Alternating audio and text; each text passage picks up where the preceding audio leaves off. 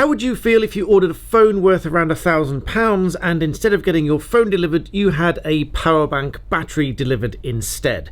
Because that's what happened to one lady in a story that I read about just the other day, so that's what I'm going to talk about in this video to see what you might be able to do about it. Welcome back to the channel, and if you're new to me, I'm a barrister who helps you understand law, so I'd really appreciate it if you pop that like button if you find this video useful at any point, and subscribe, because I'm trying to reach 250,000 subscribers. So what exactly happens and what do you do if you get something delivered in place of something expensive that you've ordered online? Well, this is actually very difficult because in this case, according to the article, it was from Apple, and even Apple argued blindly at first before refunding the lady for the phone because she didn't receive the phone. Instead, she received this power bank battery, which I suppose in weight was very roughly the same. Well, for the long-standing veteran watchers of my channel, you'll remember that previously I've said, although this might be a little bit overzealous, but you can record, as in video record, opening the box if you've ordered something expensive. This would be definitive and compelling contemporaneous evidence of you opening the parcel to prove that it's not what was supposed to be inside. If it were me, as silly as this sounds, I would record the outside so that I capture the label, where it came from, and all the way around the edges to show that it's not been opened yet, the seal remains unbroken, and then I would open it on camera. This has actually saved me before when buying something which was large and made of stone, because when I opened it, it was in a crate, obviously. When I opened it, it was indeed cracked and broken in the middle. Now, this was fairly expensive, and I'd have been quite annoyed if the company turned around to say that they're not going to refund it.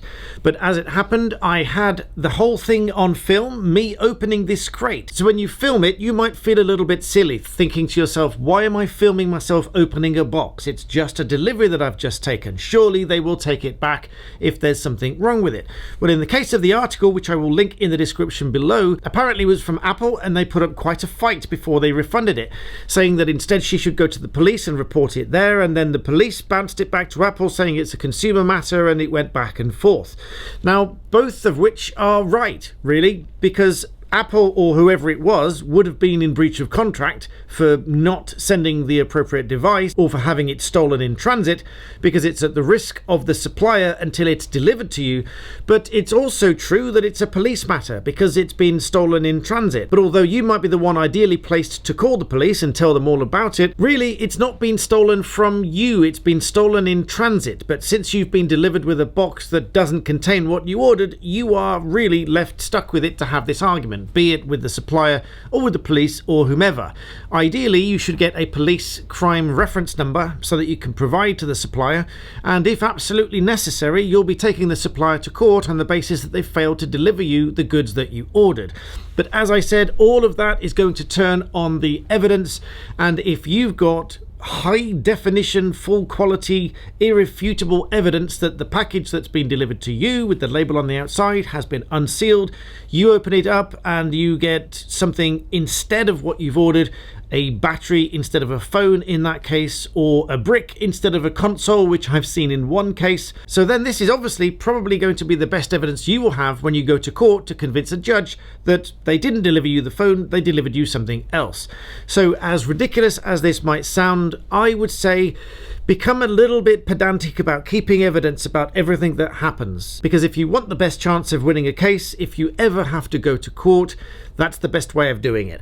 We would all like to think that these companies will just refund you and trust that you're telling the truth, but we all know that some people out there are going to manipulate the system and try to get some money where it isn't really due. That's called retail fraud. So I hope this video has been useful to you, especially with Christmas coming up and gifts are going to start flying around. And if you're lucky enough to get a gift sent through the post that's worth £1,000, then lucky you. But remember what I've said and film yourself opening it, because if you open it and it's not what's supposed to be inside, then more than one person's going to be disappointed. The person that's giving it to you, and of course you. So I hope that's been useful. Please pop that like button and subscribe. And in the meantime, thank you for watching.